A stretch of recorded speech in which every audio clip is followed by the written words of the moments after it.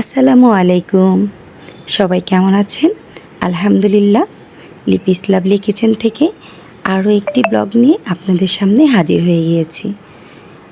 নতুন নতুন করে ব্লগ করা শিখছি, আর কিভাবে শেয়ার করব তা জানি না, কিন্তু চেষ্টা করে যাচ্ছি আপনাদের সাথে আমার লাইফস্টাইলের কিছু কিছু অংশ শেয়ার করার জন্য।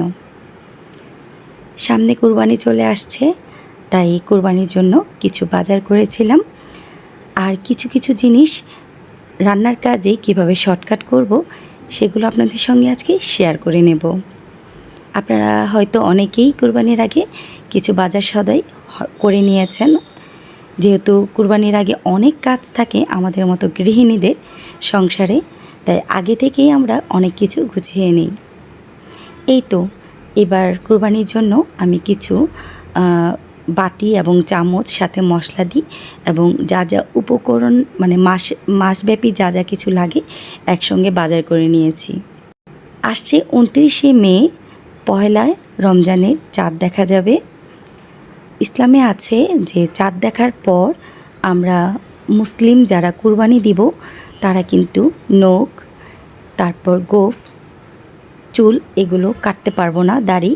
তাই যারা যারা কুরবানি করব আমরা 29শে মের আগে অবশ্যই এই সুন্নাটা আমরা পালন করার চেষ্টা করব। এটা ইব্রাহিম আলাইসাল্লামের স্মরণে আমাদের হজরত মুহাম্মদ সাল্লাল্লাহু আলাইহি সাল্লামের একটা সুন্নাহ। যাই হোক, আমি রান্নাঘরের জন্য কিছু বাজার সদাই করেছি। কি তা হচ্ছে যে কুরবানির মশলা দিয়ে যা লাগে তা কিনে নিয়েছি। আর এইখানে এই যে একটা মিক্সিং করে নিচ্ছি, বেসনের সাথে চালের গুঁড়ো এবং হলুদের গুঁড়ো, মরিচের গুঁড়ো, ধনের গুঁড়ো, এই যে উপকরণটা আমি একেবারে করে রেখে দিই। মোট কথা বলতে ঝটপট কোনো নাস্তা তৈরি করতে, চিকেন পাকোড়া তৈরি করতে, আলুর চপ তৈরি করতে, ফুলকপির পাকোড়া তৈরি করতে, সবজির কোনো পাকোড়া তৈরি করতে বা চিকেন ফ্রাই করতে ঝটপট, কিন্তু এটা যদি একসাথে আপনি মিক্স করে একটা কন্টেনারে রেখে দেন, তাহলে দেখা যাবে আপনি যদি কোনো নাস্তা বা স্ন্যাক্স তৈরি করতে যান, ঝটপট কিন্তু আপনি এটা তৈরি করে নিতে পারেন। যেহেতু আমার ঘরে স্কুলগামী বাচ্চারা রয়েছে, সকালে উঠেই কিন্তু তাদের জন্য টিফিন তৈরি করতে হয়।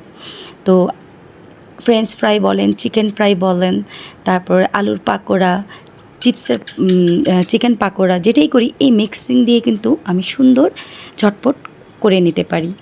এখানে বেসন, চালের গুঁড়া, হলুদের গুঁড়া, মরিচের গুঁড়া, ধনের গুঁড়া, লবণ, বেকিং সোডা, কর্নফ্লাওয়ার সব কিছু একসঙ্গে আমি মিক্স করে একটা কন্টেনারে একদম একসাথে মিক্স করে রেখে দিই। জাস্ট যে কোনো পাকোড়া তৈরি করতে বা এই যে পুরটা তৈরি করতে হয়, আমি এখান থেকে পরিমাপ মতো নিয়ে মিক্স করি, সুন্দর করে কিন্তু নাস্তাটা তৈরি করে দিয়ে দিতে পারি। এতে করে আপনাদের কাজটা কিন্তু অনেকটা সহজ হয়ে যায়। আর আমরা যারা গৃহিণী, যাদের বাচ্চাদের স্কুলে নিয়ে আসা প্রয়োজন হয়, তারা তো জানি সংসারে কত কাজে ব্যস্ততা থাকেন। তো আশা করছি আপনাদের সাথে এটা শেয়ার করতে পেরে আমারও অনেক ভালো লাগছে। হয়তো আপনারা এটা থেকে দেখে কিছুটা উপকৃত হতে পারেন। তো যাই হোক, আমি একসাথে কিন্তু কিছুটা লবণ দিয়ে রাখি, এতে করে কিন্তু একটা আপনার এটাকে কি বলে প্রিজারভেটিভের মতো কাজ করবে, সহজে নষ্ট হবে না। আর এটা জাস্ট একদম 15 দিন আপনি মানে তৈরি করতে পারবেন আপনার বাচ্চার নাস্তার জন্য। তো কুরবানির জন্য দারচিনিগুলোকে ভালো করে ধুয়ে আমি একদম পরিষ্কার করে নিয়েছি। এবার ছোট ছোট টুকরো করে নেব। তারপরে এইগুলোকে একটু হালকা রোদে শুকিয়ে নেব। শুকিয়ে নিলে কিন্তু একদম এগুলো অনেক দিন জাস্ট শুধু রান্না করার সময় দিয়ে নিতে পারবো। তারপর দেখেন এখানে আমি মিক্স কিছু ডাল নিয়ে নিয়েছি। অনেক সময় সকালে বৃষ্টির দিনে খিচুড়ি খেতে ইচ্ছে করে, বা ঝটপট আপনি খিচুড়ি রান্না করতে গেলে বিভিন্ন কন্টেনার থেকে কয়েক মুঠ করে ডাল নেওয়াটা বারে বারে অনেকটা সময় সাপেক্ষ আমার কাছে মনে হয়। তাই আমি সবগুলো ডাল, মানে মুগ ডাল, বুটের ডাল, মুসুরির ডাল, এই খেসারির ডাল, এই 4 পদের ডাল একসঙ্গে মিক্স করে নিয়ে নিয়েছি। তারপরে যে মশলাগুলো ছিল এবার কোরবানির জন্য আনা, হলুদ, মরিচ, ধনে, আমরা এখানে একটা ভাঙাড়ির দোকান আছে, ওরা একদম মশলা গুঁড়ো করে প্যাকেট করে বিক্রি করে, আমি সেটাই নিয়ে আসি। আগে অবশ্য রাঁধুনিটা ব্যবহার করতাম। কুরবানির মাংস দিয়ে হালিম খাবো, তাই হালিমের প্যাকেট অলরেডি নিয়ে আসছি। কিছু কিছু কুচিয়ে নিয়েছি। টমেটো সস, অন্যান্য যা যা মশলা প্রয়োজন একসাথে করে নিয়েছি। তো সব কিছু আমি কন্টেনারে ভরে নিয়েছি। সব কিছু যদি একসাথে দেখাইতে যাই তাহলে দেখানো যাবে যে অনেক ভিডিওটা বড় হয়ে যায়। আপনাদের সময়টা অনেক মূল্যবান, তাই আমি আপনাদের সময়টাকে আর নষ্ট করলাম না। এই যে খেজুর দেখছেন, আমার ঘরে কিন্তু 12 মাসই খেজুর থাকে। আমার হাজব্যান্ড, বাচ্চারা সকালের নাস্তায় একটা করে খেজুর খাবি। এটা আমি ডাইনিংয়ের পাশে রেখে দিয়েছি। আর এই যে রান্নাঘরের সেলফে আমি এগুলোকে সাজিয়ে নিয়েছি, যাতে করে খুব সহজে হাতের কাছে সব কিছু পাওয়া যায়। রান্নাঘরটা গুছানো থাকলে, পরিপাটি থাকলে এবং সব কিছু যদি হাতের কাছে থাকে তাহলে মনে হয় সব কিছুই যেন ঝটপট হয়। আর মেয়েদের সাধারণত আমরা রান্নাঘরে কিন্তু অনেকটা সময় কাটাই, তাই রান্নাঘরটা যদি পরিপাটি থাকে, একদম মনের মতো করে গোছানো থাকে, তাহলে কিন্তু মনে অন্যরকম একটা শান্তি আসে। আমার রান্নাঘরে অনেক কিছুই আমি রিস্টোর করে নিয়েছি। দেখা গেছে আমার বাচ্চার নিউট্রেলা খাওয়ার পর অনেকগুলো কাচের জার থেকে যায়, সেইগুলোকে আমি আবার পুনরায় মশলার জন্য ব্যবহার করেছি। তারপর হচ্ছে পানের সসের যে কাচের বোতলগুলো থাকে সেগুলোকেও আমি রিস্টোর করে নিয়েছি। আজকে আপনাদের সঙ্গে একটা রান্না শেয়ার করব, সেটা হচ্ছে মাছের ডাল। এটা অনেকেই জানি খেতে পছন্দ করেন। আমার মা এবার এসেছিল, তো তিনি মাছের ডাল নিয়ে এসেছিলেন হাতে কোড়া। অবশ্য আমরা অনেকে এটা হাতে কোড়াতে পারি না, আমরা কিনে নিই গুঁড়াটা হয়তো। কিন্তু আমার মা যখন এবার বাড়ি থেকে আসে তখন সে হাতে নিজে কুড়ে একদম চেলে পরিষ্কার করে নিয়ে এসেছিল। এখন জাস্ট শুধু আমি ধুয়ে পরিষ্কার করে রান্না করে নেব। তো প্রথমে আমি মাছ ডালটাকে এবার একটু ভালো করে তেলে নেব একটা পাতিলার মধ্যে। আর এই যে দেখেন, মাছগুলো কিন্তু খুবই সুন্দর।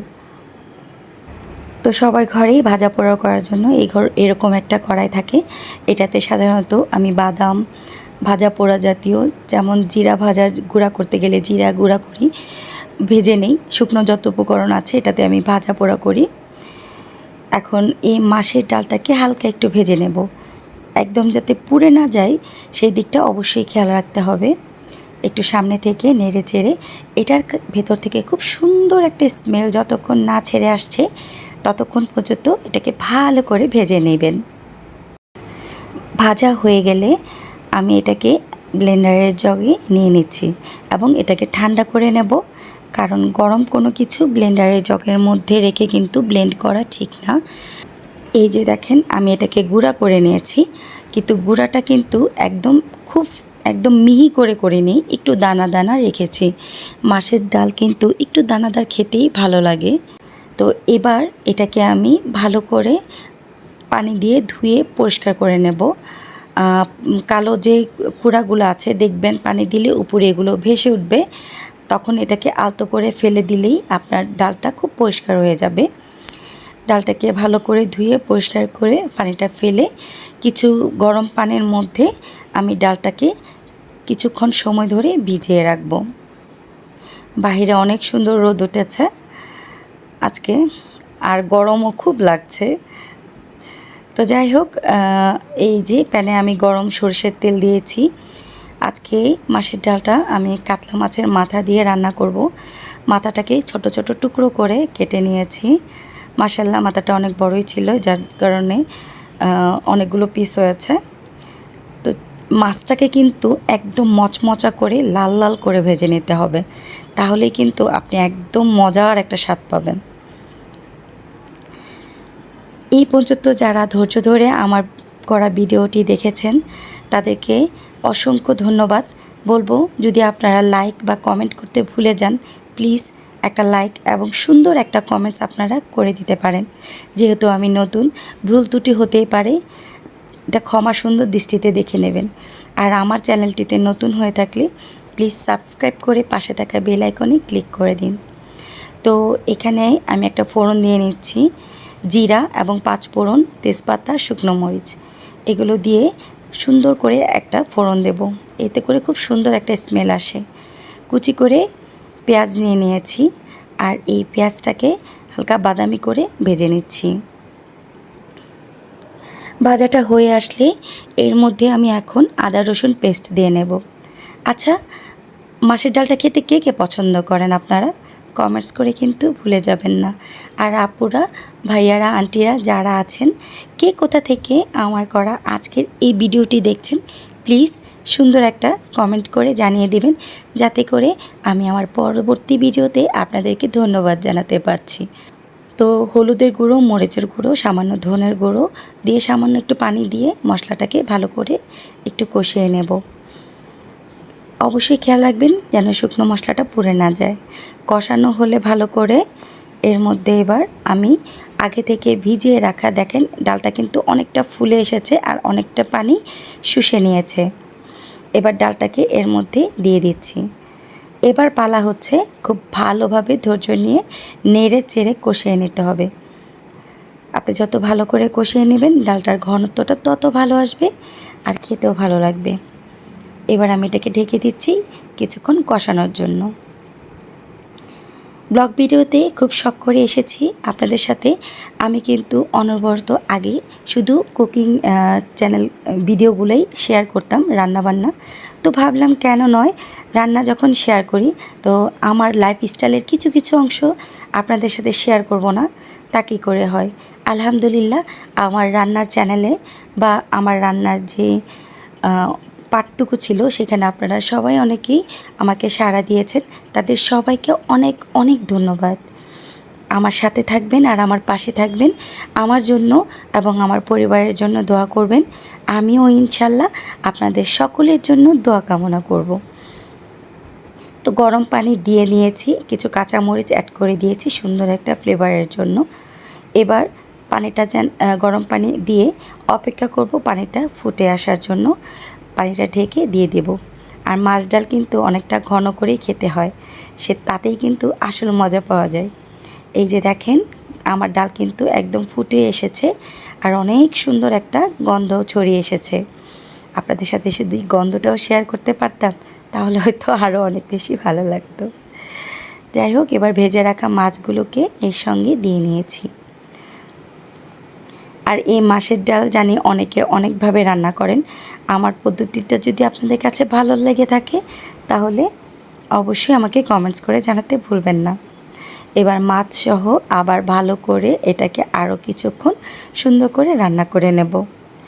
কুরবানি ঈদের জন্য আশা করছি সবারই টুকটাক বাজার সদাই হয়ে গেছে। তো কে কে কী করেছেন, কে কী চিন্তা করেছেন কুরবানির জন্য, ইচ্ছে করলে আমার সাথে শেয়ার করতে পারেন। আমি আপনাদের কথাগুলো শুনতে সত্যি সত্যি অনেক ভালো লাগে। আপনারা যখন কোনো কমেন্টস করেন, কিছু জানতে চান, সেগুলোর উত্তর দিতে পারলে আমার অনেক অনেক ভালো লাগে। তো কথা বলতে বলতে দেখেন আমার মাছের ডালটা কিন্তু ঘনত্বটা অনেকটা ঘন হয়ে এসেছে। আপনাদের কাছ থেকে একটু দেখিয়ে দিচ্ছি। এই যে দেখেন প্রত্যেকটা ডাল একদম ম্যাশ হয়ে গেছে, কিন্তু দেখতে দানাদার দানাদার দেখাচ্ছে। দানাদার দেখালেও ডালটা কিন্তু একদম গলে গেছে। এটার টেস্টটা অনেক দারুণ ছিল। একটিবারের জন্য বাসায় টেস্ট করে দেখবেন। যদি মাছের মাথা, ঘরে বড় কোনো মাছের মাথা নিয়ে আসে, সেটা দিয়ে রান্না করে খেয়ে দেখতে পারেন। তো দেখেন ডালটা কিন্তু ঘন হয়ে গেছে অনেকটা। তো এবার আমি ডালে একটু বাগার দিয়ে নেব। আগেও একবার বাগার দিয়েছি, কিন্তু লাস্টে এই বাগারটা দিলে অনেকটা খেতে ভালো লাগে, সুন্দর একটা স্মেল আসে। আমি একটু রসুন আর পেঁয়াজ দিয়ে নিয়েছি আর একটু 1 চা চামচ পরিমাণ মরিচের গুঁড়ো এর মধ্যে দিয়ে ভেজে নেব। খুব বেশি কিন্তু ভাজবো না, জাস্ট একটু হালকা করে ভেজে নেব। আর এই বাগারটা যখন আমি এর মধ্যে দেব, দেখবেন খুব সুন্দর একটা কালার চলে আসবে। তো চেষ্টা করবেন এই বাগারটা দেওয়ার জন্য, এটা দিলে অনেকটা টেস্ট আসে আর ডালের মধ্যে কালারটাও অনেক সুন্দর আসে। এই যে দেখেন আমি আবারও ভালো করে মিশিয়ে নিচ্ছি। এই অবস্থায় থাকতে নামিয়ে নেব। এই যে দেখেন আমার ডাল রান্না শেষ। আপনারাই বলেন এবার ডালটা আপনাদের কাছে দেখতে কেমন লেগেছে। আশা করছি আমার আজকের ব্লগটি আপনাদের কাছে ভালো লাগবে। আর এবার চলেন আপনাদেরকে মাছ ডাল খেয়ে দেখাচ্ছি কেমন হয়েছে। 1 বাটি ভাত নিয়ে নিয়েছি, মাছের মাথা নিয়েছি আর হচ্ছে ডাল। এই যে দেখেন কি সুন্দর দানাদার দেখতে ঘন একটা মজার ডাল তৈরি হয়ে গেছে। আমি তো খেয়ে নিয়েছি, আশা করছি আপনারা ওইটা রান্না করে খাবেন এবং আমাকে জানাবেন কেমন ছিল। তো আজকের মতো বিদায় নিচ্ছি। আপনারা সবাই ভালো থাকবেন, সুস্থ থাকবেন। আল্লাহ হাফেজ।